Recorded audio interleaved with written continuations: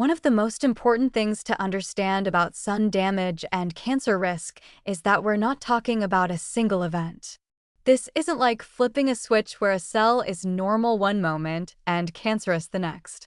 What we're really looking at is a cascade, a chain reaction where one problem leads to another, which leads to another, and before you know it, you've created conditions where cancer becomes significantly more likely. Let's trace this chain reaction from the beginning. It starts with UV radiation breaking apart protective molecules in your skin cells.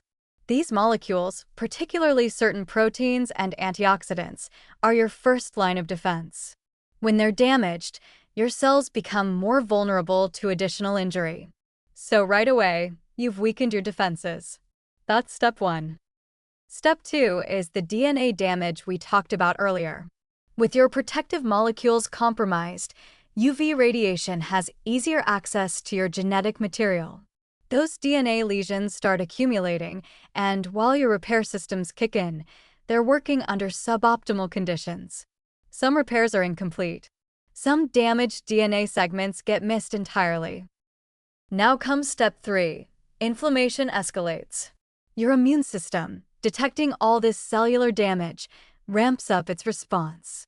But remember, chronic inflammation isn't just about healing, it's also creating growth signals and survival signals that can work in favor of damaged cells.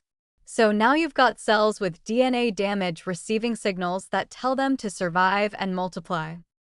Step four is where things get particularly dangerous. Your cells have internal pathways that normally regulate growth and monitor for problems. These pathways rely on specific proteins acting as checkpoints. UV damage can disable these checkpoint proteins.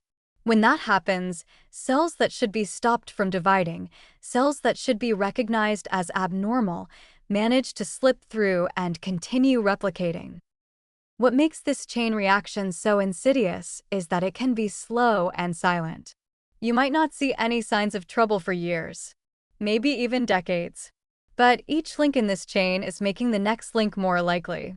Each sunburn adds more damage, more inflammation, more disabled checkpoints, more opportunities for something to go seriously wrong. The somewhat encouraging aspect of understanding this cascade is that it means intervention at any point can potentially break the chain. Preventing the initial UV damage with sunscreen obviously stops the cascade before it starts. But even reducing inflammation, or supporting your cell's repair mechanisms, or avoiding additional UV exposure that would compound existing damage, all of these can potentially interrupt the sequence. Cancer development isn't inevitable, even after UV damage. But it becomes increasingly probable as each step in this chain reaction unfolds, which is why prevention, especially early prevention, matters so much.